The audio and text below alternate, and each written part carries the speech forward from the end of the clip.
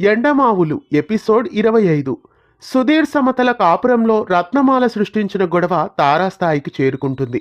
తర్వాత సుధీర్ కోసం సమత తయారు చేసిన కాఫీలో ఉప్పు కలిపి ఉంటుంది రత్నమాల. అది తెలియని సమత దాన్ని తీసుకొని సుధీర్ గదిలోకి వెళ్తుంది. జరిగిందేదో జరిగిపోయిందని తనని క్షమించమని భర్తని కోరుతుంది.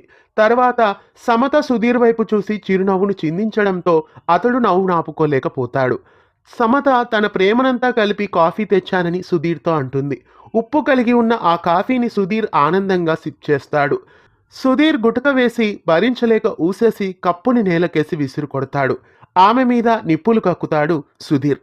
ఆ తర్వాత రత్నమాల మహాలక్ష్మి సమత సుధీర్ల మధ్య గొడవలు సృష్టిస్తున్నారని దాత్రి గ్రహిస్తుంది. సమతకి ఆ విషయాన్ని చెప్పి జాగ్రత్తగా ఉండమంటుంది. సుధీర్ ఆవేశపడినా తగ్గి సర్దుకుపోమని చెబుతుంది. అలాగే అని తల్లికి మాట ఇస్తుంది సమత. దాత్రి సుధీర్ దగ్గరికి వెళ్ళి కూతురు తరఫున క్షమాపణలు చెప్పి సమత కాపురం ఎలాంటి ఒడిదుడుకులు లేకుండా సాగిపోవాలనేదే తన కోరిక అని చెబుతుంది. రత్నమాల కుయుక్తుల గురించి సుధీర్తో వివరిస్తుంది దాత్రి. తర్వాత బాలకృష్ణ దగ్గర పనిచేస్తున్న అకౌంటెంట్ ఇంటికొచ్చి 10 లక్షలున్న బ్రీఫ్ కేస్ని దాత్రికి ఇచ్చి జాగ్రత్త చేయమని బాలకృష్ణ చెప్పాడని చెబుతాడు.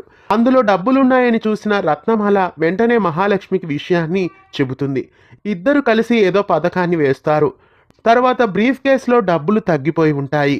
వెంటనే దాత్రిని నిలదీస్తాడు బాలకృష్ణ.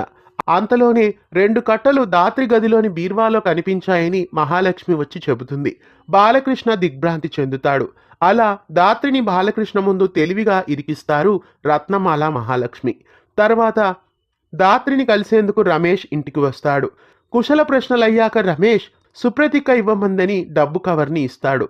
అంతలో మార్కెట్ నుండి ఇంటికొచ్చిన రత్నమాల మహాలక్ష్మిలు దాత్రి గదిలో రమేష్ ఉండడాన్ని గమనిస్తారు. దాత్రిని రమేష్ని నానా మాటలంటుంది రత్నమాల. దాత్రిని ఇంటి నుండి వెళ్ళగొట్టేందుకు ఆమె రమేష్తో అక్రమ సంబంధం అంటగొడుతుంది. వాళ్ల మీద ఆవేశపడి రమేష్ వెళ్ళిపోతాడు.